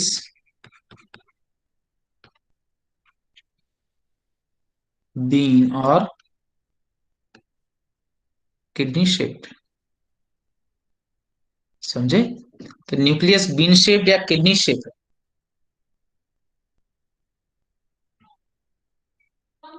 ओके, ये टोटल डब्ल्यूबीसी का कितने परसेंट है?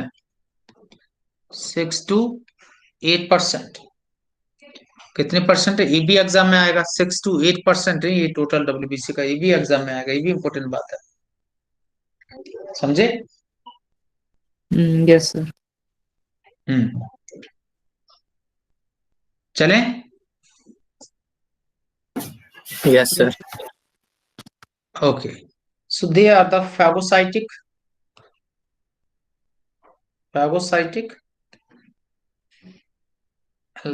large in size, so called macrophage। आई बात समझ में? And macrophages of body. Macrophage मतलब बड़ा, फाज मतलब इनगल्प करना, नहीं समझे? समझ गए सर। मैक्रोफाज।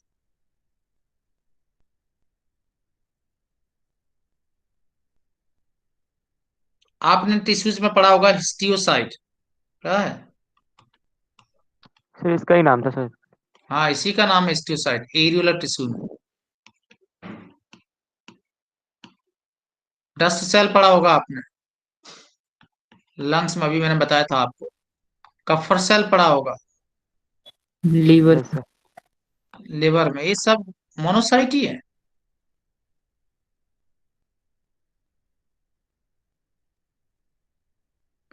इवन कार्टिलेज और बोन के अंदर भी आपने पढ़ा है ना, ऑस्टियोक्लास्ट, कॉन्ड्रोक्लास्ट, सुना है? Yes sir. वो भी यही डब्ल्यूबीसी ही है।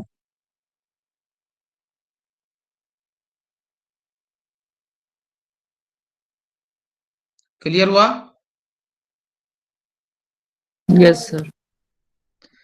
आगे चलें। Yes, sir. लास्ट हम पढ़ेंगे लिम्फोसाइट।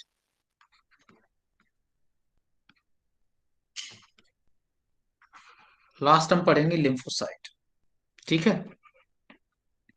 तो लिम्फोसाइट जो है, आइए जरा देखें लिम्फोसाइट का न्यूक्लियस। हाँ, पहले तो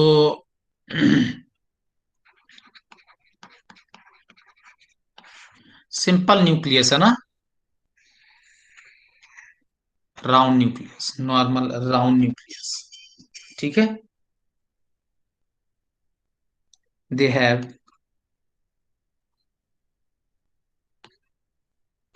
राउंड न्यूक्लियस। तो इनका जो न्यूक्लियस है दैट इज द राउंड, समझे? Yes sir.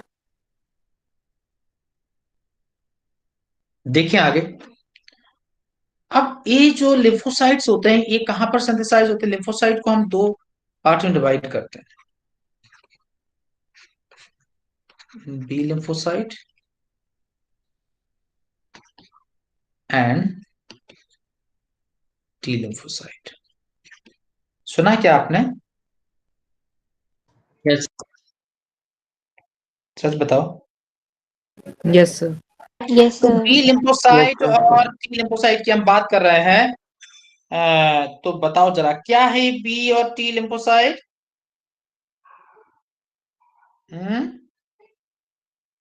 पता है? सर कुछ फंक्शंस बताएंगे। अच्छा, कुछ फंक्शन पता है।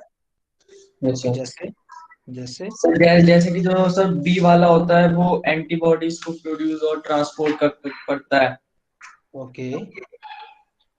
और हाँ, सर वो जो टी वाला होता है वो जो माइक्रोब्स होते हैं उनको डायरेक्टली किल कर देता है। ओके, बिल्कुल। और और एक सर वो टी टी किलर और टी हेल्पर होता है, मतलब दो प्रकार के होते हैं ये। ओके। और और सर बी बी के अंदर बी लिम्फोसाइट कुछ ऐसे होते हैं जो एंटीबॉडी प्रोड्यूस करते हैं। हाँ जी, हाँ हाँ, बिल्कुल बिल्कुल। और एक सर वो टी सप्रेसर होता है जो कि सप्रेस कर देता है। ओके, चलिए काफी हद तक काफी आपको आइडिया है। ठीक है, एक मैं आपको इमेज शेयर कर रहा हूँ और वो बहुत आएगी आपके एग्जाम में, तो इसीलिए जस्ट मैं शेयर कर रहा हूँ आपको। 1 मिनट, जस्ट थोड़ा सा वेट कीजिए, निकाल रहा हूँ मैं।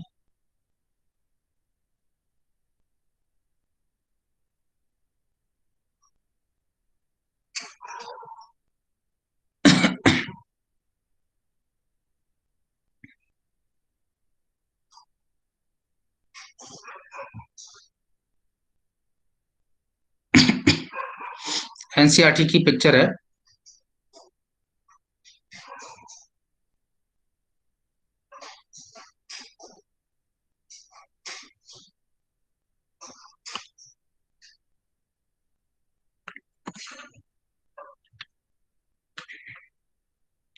है ये, ठीक है। तो ये बस इसका पिक्चर ये आएगा एग्जाम में, है ना, क्वेश्चंस आते हैं। ये आरबीसी दिखा रहा है, ये प्लेटलेट्स है, ये इयोसिनोफिल्स, बेसोफिल्स, ये न्यूट्रोफिल्स, मोनोसाइट, ये टी लिम्फोसाइट। अब टी लिम्फोसाइट बी लिम्फोसाइट का ऐसा कुछ बहुत आइडेंटिफिकेशन नहीं है, बस आप देख लेना, ये आधा खाली खाली सा है, वो बी लिम्फोसाइट है। ये पूरा ऐसे है ना, है ना, तो वो टी लिम्फोसाइट है। तो आपको ऐसे याद रखना पड़ेगा उसको, समझे? Yes sir. हेलो, चलिए आइए हम ये देख लीजिएगा। आप हम आगे चलते हैं, तो बी लिम्फोसाइट की हम बात करेंगे। तो बी लिम्फोसाइट कहाँ होते हैं? They synthesize in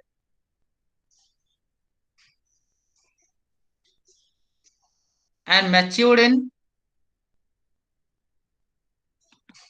bone marrow. Okay, ये बोन मैरो में बनते हैं और वहीं पे क्या होते हैं? मैच्योर होते हैं। आई बात समझ में? हेलो बच्चों,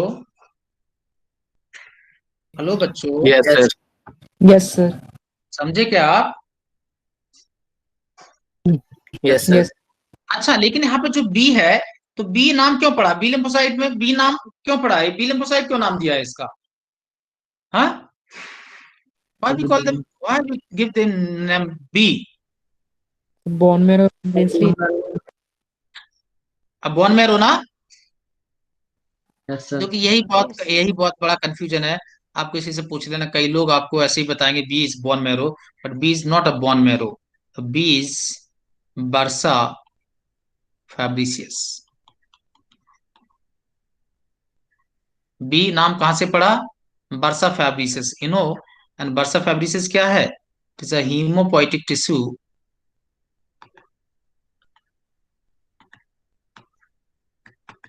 in birds present in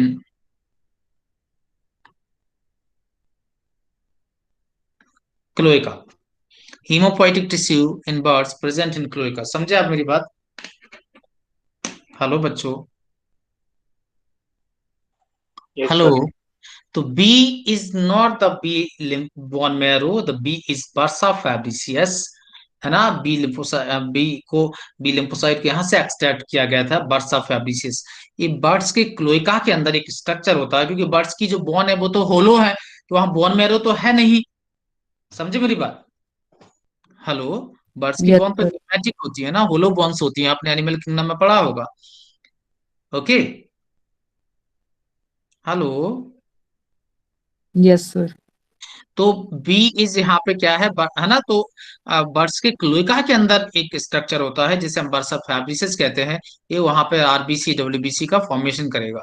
समझ गया? तो बी नाम यहां से लिया गया, बी इज बर्सा फैब्रिसिस। तो ये आपको याद रखने वाली बात है। क्लियर? सर मतलब ये बी लिम्फोसाइट यहीं पर डिस्कवर हुआ था सबसे पहले?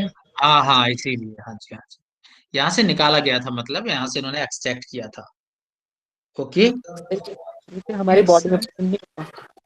हमारी बॉडी में बोन मैरो में बनता है, हमारे वही सेम सेम चीज हमारे यहाँ बोन मैरो में बनती है। लेकिन जो बी नाम दिया है, that is not for bone marrow. B lymphocyte जो नाम है, that is for bursa. Hello, bursa Fabricius bone marrow सब हमारे इक्वल स्ट्रक्चर है। बर्ड्स में हमारी इक्वल स्ट्रक्चर क्या है? बर्सा फैब्रिसियस। नहीं समझे आप? समझ गए सर। और एक चिर चिर की आवाज आ रही है किसी के कहीं से। क्या मैं आगे चलूं?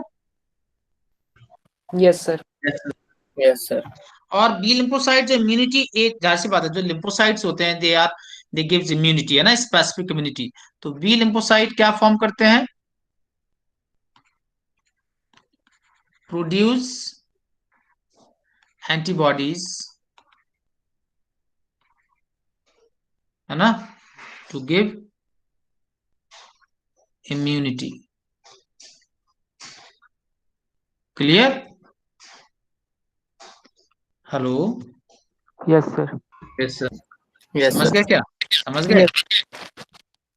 ओके, आगे चलूं क्या मैं? Yes yes sir. अब बी लिम्फोसाइट भी दो तरह के होते हैं, देखें। मेमोरी सेल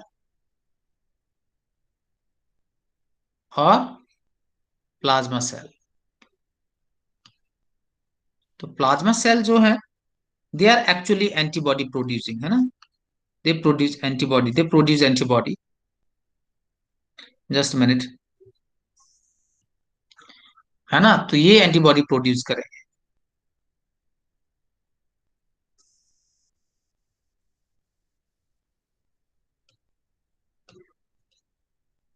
और ये मेमोरी सेल है, तो आपका फर्स्ट इनकाउंटर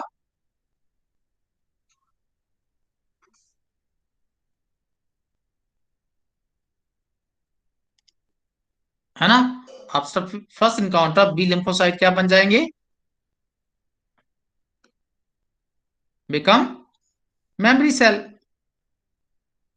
नहीं समझे? हेलो बच्चों? No sir. मेमोरी सेल का मतलब है, देखो ऐसे आपके हमारा जो इम्यून सिस्टम है ना, उसको मेमोरी होती है उसकी। जैसे पहली बार कोई पैथोजन आया तो सेल्स ने उसके अगेंस्ट काम किया, हर बार से काम किया, तो वो अब मेमोरी सेल में कन्वर्ट हो गई, और वो अब हमेशा उसकी इंफॉर्मेशन याद रखेंगी उस पैरासाइट के बारे में। नहीं समझे? जैसे ही वो पैरासाइट जो है आएगा, वैसे ही वो प्लाज्मा सेल्स को क्या बोलेंगी? जल्दी जल्दी एंटीबॉडी निकालो, और उसको मार देंगी। नहीं समझे मेरी बात? समझ गए सर। तो समझ मेमोरी, गया। है ना, तो आपका फर्स्ट इनकाउंटर बी लिम्फोसाइट किस में कन्वर्ट हो जाती है? मेमोरी सेल में। Okay? Yes sir. Yes sir. Mean से फर्स्ट इनकाउंटर की जो मेमोरी है उसको याद रखेंगी, है ना। तो अब प्लाज्मा सेल जो है ये रेडीमेड एंटीबॉडी फॉर्म करेंगे, तुरंत एंटीबॉडी फॉर्म यहां से मिलेगी आपको। तब भी जब भी इम्यूनिटी प्रोवाइड करना होगा, प्लाज्मा सेल्स को जो भी स्टिमुलेट करेगा, प्लाज्मा सेल सीधे एंटीबॉडी बनाएंगे। एंटीबॉडी आपने सुनी होंगी, आईजी, आईजीए, आईजीडी, सुना है सर? आईजीए, यस आईजीडी, ये यही है yes sir. Antibody, yes sir. हाँ। क्या आपको समझ में आई बात बेटा? Yes sir. Yes sir. Okay, तो सर चलें क्या हम? वो भी हाँ, लिखा है आफ्टर फर्स्ट एनकाउंटर, उसका मतलब क्या है? आफ्टर फर्स्ट इनकाउंटर मतलब एक बार आपकी भिड़ंत हो जाए, एक बार उसके साथ फाइट हो जाए, फिर वो किसमें चेंज हो जाएंगी? Ma'am memory sir. सेल्स में। Okay okay? सर मतलब प्लाज्मा सेल्स ही चेंज होंगी ना मेमोरी सेल्स में? इस हम आपको कल बात करेंगे इसके बारे में ना। अभी टाइम होगा, क्योंकि ये चीज में फिर समझाने में आपको टाइम लगेगा। मैं इसको कल मैं आपसे बात करूंगा। ऑलरेडी 8:05 हो गया। ओके? सर तो हाँ, यहीं से हम लोग नेक्स्ट क्लास में स्टार्ट करेंगे। है, एक मिनट बेटा। हाँ बोलो बेटा। Excuse me sir. क्या? टेल। सर एक बारी, सर एक बारी ना मेरा थोड़ा सा पर्नीशियस अनीमिया वाला मतलब स्लाइड रह गया था, तो प्लीज एक बारी उसे डिस्प्ले कर दीजिए, उसका बस स्क्रीनशॉट लेना है। ओके, नो प्रॉब्लम बेटा, just a minute. Yes sir. इससे रिलेटेड कोई भी हाँ, अभी जो आज पढ़ा है मैंने, इससे रिलेटेड कोई भी होगा, आप इसे याद करके रखें, नेक्स्ट क्लास में we will discuss. Okay? Okay sir. हाँ, मैं आपको जस्ट निकलता हूँ। सर थेराप्यूटिक एजेंट्स क्या होते हैं? क्या? Sir therapeutic agent. Therapeutic agents, इनका ट्रीटमेंट में यूज करते हैं, थेरेप्यूटिक एजेंट्स है। सर ये जो एक ग्रैन्युलोसाइट्स थे उनको हम डाई नहीं कर सकते? इसको क्या नहीं एक कर सकते? एक ग्रैन्युलोसाइट्स को डाई नहीं कर सकते? ग्रेन्यूल्स स्टैन होते हैं ना, तो वो स्टैन नहीं होंगे ना। सर फिर पता कैसे लगता है कि वो प्रेजेंट हैं? देखिए, जो नेचुरल डाई नहीं है उनके लिए अलग अलग वाइटल डाइज आती हैं। दूसरे कलर के डाइज आते हैं, ऐसे थोड़ी ना होता है एक ही, और भी बहुत सारे केमिकल्स होते हैं जिनसे वो आइडेंटिफाई करेंगे। तो this different type of chemicals, वो सिंपल से स्टैन हो जाते हैं, उनके लिए दूसरे केमिकल्स होते हैं जो वो उनसे स्टैन होंगे, या समझे नहीं, उनको कैच कर, उनके लिए अलग केमिकल्स होते हैं जो जिनसे वो जिनकी उनकी प्लाज्मा मेम्ब्रेन स्टैन हो जाए या दूसरा पार्ट स्टैन हो जाए। समझ गए? यस ये आपने यही बोल रही थी बेटा आप? सर हेलो, हो गया, आपने वो सर, यस हो गया ले लिया हो गया? Screenshot. Thank you sir. Okay बेटा, वेलकम। यस ठीक है, तो सर। है ना, आप इसको नेक्स्ट क्लास में भी विल डिस्कस, जो भी प्रॉब्लम गुड होगी उसके इवनिंग बारे में सर। बात करेंगे। Okay, bye bye, good night, take care. Okay, good night sir. Good night good night बेटा।